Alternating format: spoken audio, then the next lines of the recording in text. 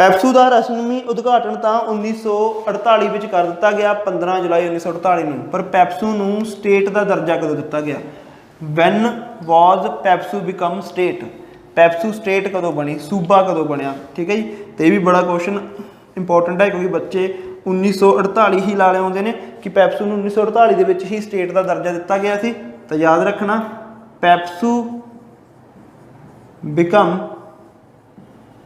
State in 1950। 1950 ਦੇ ਵਿੱਚ ਪੈਪਸੂ ਨੂੰ ਸਟੇਟ ਦਾ ਦਰਜਾ ਦਿੱਤਾ ਗਿਆ। ਪੈਪਸੂ ਨੂੰ ਸੂਬੇ ਦਾ ਦਰਜਾ 1950 ਵਿੱਚ ਦਿੱਤਾ ਗਿਆ।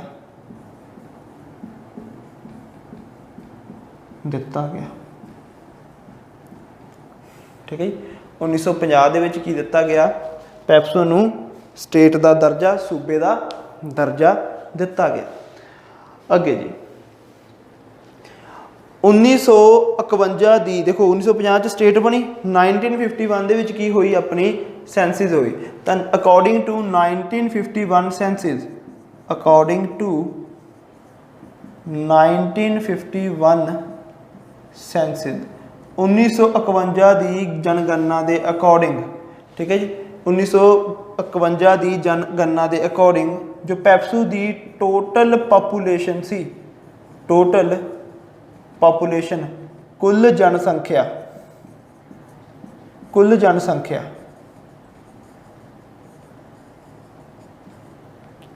यह लगभग कितनी सी?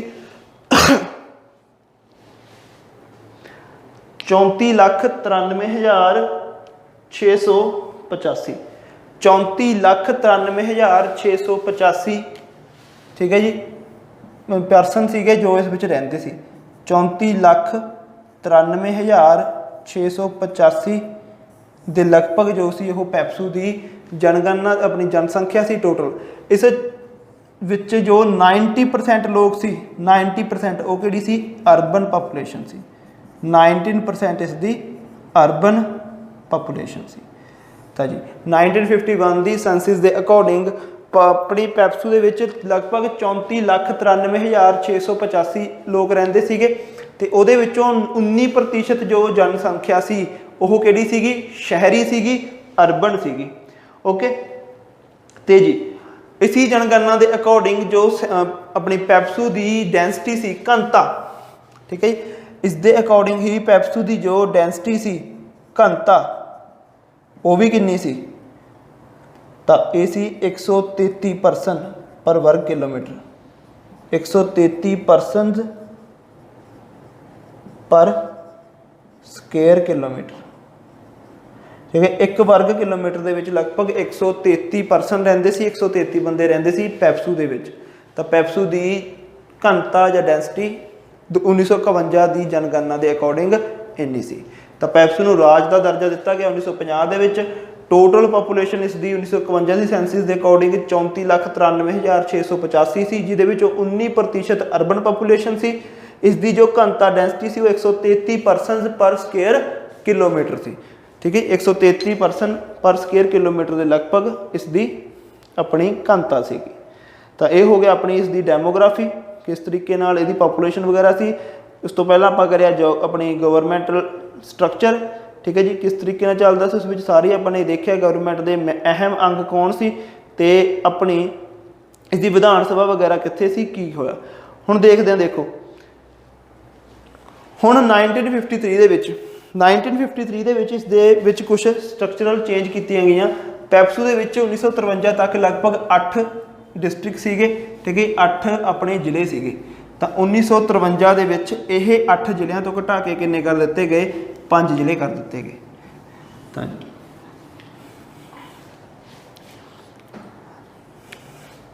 तो टिल 1953 1953 तक पैपसू हैड 8 डिस्ट्रिक्ट्स। पैपसू के 8 जिले सी। इन्हां 8 जिलों नूं इन 1953 दे विच किन्ने कर दिता गया? 5 डिस्ट्रिक्ट्स कर दिता गया, ठीक है, घटा के 5 जिले कर दिता गया। तो पैप्सू विच कुल किन्ने जिले सीगे यह आ सकता है 8 जिले सी ते इन्हां 8 दे विचों किन्ने कर दिते गए 5 कर दिते गए। ठीक है, ये कोई नहीं पुछदा किहड़े-किहड़े जिले सीगे, इस करके वो याद करन दी कोई इन्नी ज़्यादा लोड़ भी नहीं हैगी। एक इंपोर्टेंट क्वेश्चन आउंदा है, एक क्वेश्चन इंपोर्टेंट आता है पैप्सू के बारे। कई बार पूछ लेंगे कि हेठ लिखिया विचों किहड़ी जगह किहड़ा स्थान है जो पैप्सू का हिस्सा सी या नहीं। तो याद रखना इन्हां 8 रियासतों तो इलावा होर किहड़े-किहड़े सी, शिमला, कालाघाट, ठीक है, शिमला कालाघाट, शिमला ते कालाघाट, उस तो इलावा कसौली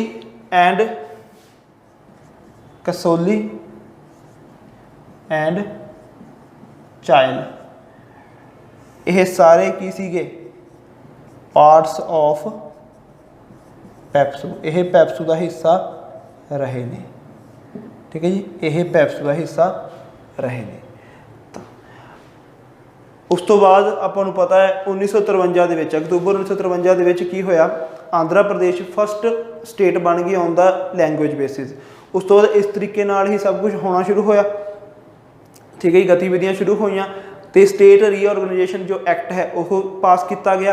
तो उस एक्ट के अकॉर्डिंग, ठीक है, स्टेट रीऑर्गेनाइजेशन एक्ट के अकॉर्डिंग ऑन 1 नवंबर 1956 1 नवंबर 1956 ਦੇ ਵਿੱਚ ਪੈਪਸੂ ਨੂੰ ਕੀ ਕਰ ਦਿੱਤਾ ਗਿਆ, ਪੈਪਸੂ ਵਾਜ਼ ਮਰਜਡ ਇਨ ਈਸਟ ਪੰਜਾਬ। ठीक है, 1 नवंबर 1956 ਨੂੰ ਪੈਪਸੂ ਨੂੰ पूर्वी पंजाब ਵਿੱਚ फिर तो की कर दिता गया, मिला दिता गया। तो इस वक्त जो शोध हुई सी संविधान दे विच अमेंडमेंट हुई सी वो किहड़ी सी, तो याद रखना 7th अमेंडमेंट 1956 ਦੇ नाल 1 नवंबर 1956 ਨੂੰ अंडर स्टेट रीऑर्गेनाइजेशन एक्ट की कर दिता गया, PEPSU was merged in east Punjab, पूर्वी पंजाब दे विच पैप्सू नूं मिला दिता गया 1 नवंबर 1956 ਨੂੰ। इस राइट डाउन करो। तो 15 जुलाई 1948 तो लैके 1 नवंबर 1956 तक पैप्सू की रहा, ठीक है, एक अलग अंग रहा पंजाब दे विच। ते 1 नवंबर 1956 ਨੂੰ ਇਹ इकट्ठा कर दिता गया। तो इस नूं इकट्ठा करन दा भी सेहरा किहदे जांदा है, किसने किया, बाया सरदार वल्लभ भाई पटेल। सरदार वल्लभ भाई पटेल वालों इस नूं मर्ज किया गया पंजाब दे विच।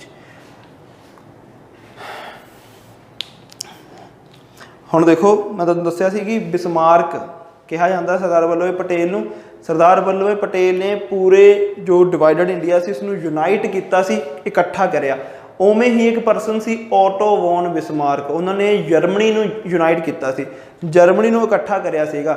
उस करके ऑटो वॉन बिस्मार्क ने जिस तरीके नाल जर्मनी इकट्ठी की, सरदार वल्लभ भाई पटेल ने इंडिया इकट्ठा किया। इस करके इन्हां नूं की कहा जाता, बिस्मार्क ऑफ इंडिया कहा जाता। इसनूं राइट डाउन करो सारे नूं। ठीक है, ये सी अपना सारा पैप्सू। इस तो बाहर पैप्सू का तुहानूं किते कुछ नहीं आता। पैप्सू ये फुल ऑन डिटेल दे विच सी। थोड़ियां बुक्स ने जो तुसीं साडा पंजाब वगैरह फॉलो करते हो, उन्हां बुक्स दे विच भी इन्नी डिटेल दे विच नहीं दिता गया। तो इसनूं चंगी तरीके नाल अपने नोट्स दे विच राइट डाउन करो तो पढ़ो। ठीक है, हुण तक की पढ़िया कि पैप्सू अपना 15 जुलाई 1948 ਨੂੰ इसकी उद्घाटन किया गया सरदार वल्लभ भाई पटेल वालों। 8 रियासतों को इकट्ठा करके किहड़ियां-किहड़ियां, पटियाला, नाभा, जींद, मलेरकोटला, कलसियां, नालागढ़, अपना फरीदकोट ते कपूरथला, इन्हां नूं इकट्ठा करके। उस तो बाद 20 अगस्त 1948 ਨੂੰ महाराजा यादविंਦਰ ਸਿੰਘ ਨੂੰ की बनाया गया राज प्रमुख, महाराजा जगजीत ਸਿੰਘ ਨੂੰ उप राज प्रमुख, ज्ञान सिंह राड़ेवाला ਨੂੰ पहले CM किन्ना वालों, अपने चक्रवर्ती राजा गोपालचारे वालों। उस तो बाद अपने पढ़िया कि इसकी जो गवर्नमेंट स्ट्रक्चर दे विच की सीगा कि 3 मुख मंत्री होए ने। पहले ज्ञान सिंह राड़ेवाला, दूसरे की होए नेगे, दूसरे का नाम सीगा अपने रघुवीर सिंह, तीजे का नाम की सीगा अपने बृषभान। तो एक बार वो प्रेजिडेंट रूल लग्या 1953 दे विच। उस तो इलावा इसकी लैगिसलेटिव असैंबली दी 60 सीटां सी। इहदी लैगिसलेटिव असैंबली पटियाले दे विच सी। 60 दे विचों 26 सीटां जो सी वो कांग्रेस दीयां, 19 सीटां अपणियां अकाली दल दीयां सीगीआं। इन्हां दी राजधानी कित्थे सीगी, पटियाले, हाईकोर्ट पटियाला। ये सब कुछ होया। उस तो बाद अपने पढ़िया इसका एरिया कितना सीगा, 26,208 वर्ग किलोमीटर। उस एरिया दे विच 8 रियासतां दे नाल नाल शिमला, कसौली, ठीक है, कालाघाट ते जो चैल, ये सब कुछ दे पार्ट सीगे। इस तो इलावा यदि जो 1951 के मरदमशुमारी हुई, जनगणना हुई, उसके अकॉर्डिंग इसकी 34,93,685 के लगभग जनसंख्या सी, जिस 19% शहरी सी, ते उसदे नाल ही इसकी जो डेंसिटी सी कितनी सी 133 वर्ग ठीक है जी परसन एक वर्ग के रहिंदे सीगे। इहदे कुल 8 डिस्ट्रिक्ट सी जो 1953 च घटा के अपने 5 कर दिते गए। 1950 में इसनूं की दिता गया, स्टेट का दर्जा दिता गया। तो अंत में इन्हां सारा सफ़र तय करते हुए 1 नवंबर 1956 नूं 7वीं शोध के अकॉर्डिंग स्टेट रीऑर्गेनाइजेशन एक्ट के अधीन पैप्सू किहदे कर दिता गया, पूर्वी पंजाब में इकट्ठा कर दिता गया सरदार वल्लभ भाई पटेल वालों। ओके, तो यह सब सीगा पैप्सू। इसनूं राइट डाउन करो, चंगी तरीके नाल पढ़ लिओ, कोई ज़्यादा इन्ना औखा नहीं हैगा, बड़ा ईजी जिहा कंसैप्ट है। पर इस तो बाहर या इस तो डिटेल दे विच तुहानूं पैप्सू किते नहीं मिलता। पैप्सू तो बाद देखो जी, ये अपना सीगा 9th 10वां अगे आउंदा जी अपना पंजाबी सूबा मूवमेंट। पंजाबी सूबा मूवमेंट 1960 ਦੇ ਵਿੱਚ ਇਹ ਚਲਾਇਆ ਗਿਆ ਸੀ ਪੰਜਾਬੀ सूबा मूवमेंट, क्योंकि आंध्र प्रदेश ਨੂੰ ਜਿਵੇਂ भाषा के आधार पर अलग राज बना दिता गया सी, उवें ही मंगिया जा रहा सी कि पंजाबी बोलने वाले जो एरियाज़ ने उन्होंने भी अलग करो, हिंदी या जो भी ये हिमाचली पहाड़ी बोलने वाले नालों। तो इस ही मंग के आधार पर की चलाई गई पंजाबी सूबा मूवमेंट चलाया गया, पंजाबी सूबा मूवमेंट। तो देखो जी अगला देखो, पंजाबी सूबा मूवमेंट पंजाबी कहते हैं पंजाबी सूबा लहर। ठीक है, स्टार्ट हुई सी, स्टार्टड इन 1960। लीडर्स 2 लीडर सीगे दे, मास्टर तारा सिंह ते संत फतेह सिंह। संत फतेह सिंह पचावे मास्टर अपनी पंजाबी सूबा मूवमेंट की मेनली जो ठीक है मंग की गई सी, किन्हां वालों की गई सी, मास्टर तारा सिंह वालों की गई सी। हुण देखो जो इसते इंपोर्टेंट क्वेश्चन आउंदे ने वो की ने कि इसनूं किस लीडर वालों, लीडर हू अपोज पंजाबी सूबा मूवमेंट किस वालों अपोज किया गया सी, प्रताप सिंह कैरों वालों। प्रताप सिंह कैरों वालों इसका विरोध किया गया सी। तो पंजाबी सूबा मूवमेंट का विरोध करने वाले नेता कौन सी, प्रताप सिंह कैरों। तो किस पार्टी कह लो या किस ठीक है जी अपना समाज वालों इसका विरोध किया गया सी, अपोज किया गया सी। तो याद रखना आर्या समाज, आर्या समाज वालों इसका विरोध किया गया सी। ये कुछ इंपोर्टेंट क्वेश्चन ने जो पंजाबी सूबा मूवमेंट या पंजाबी सूबा लहर के उपर आउंदे नेगे। ठीक है जी, इसनूं राइट डाउन करो, तो इसनूं लिखो जी। ठीक है, इसनूं राइट डाउन करो।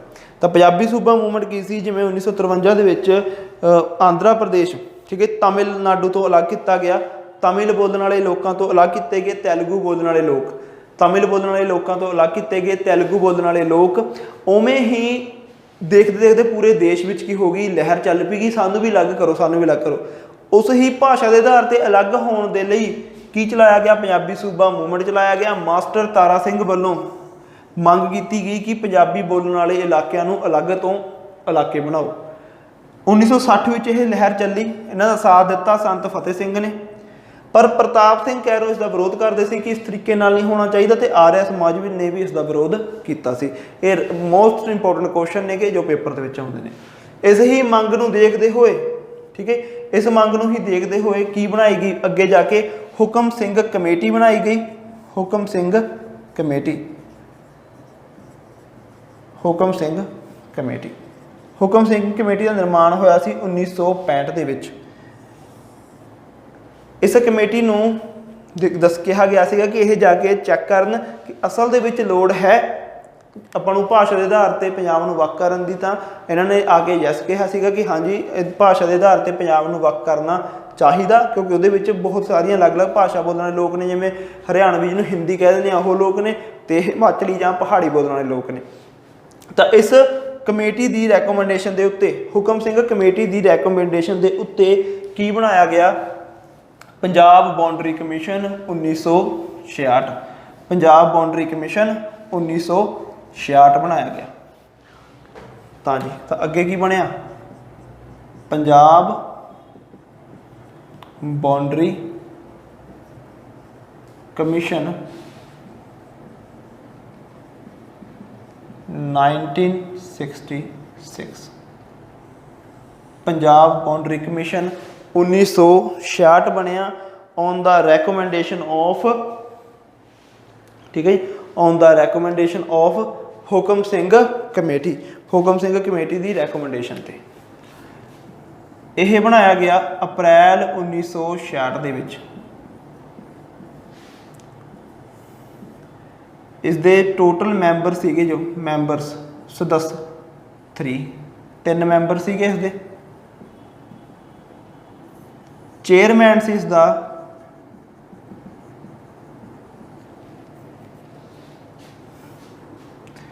Justice JC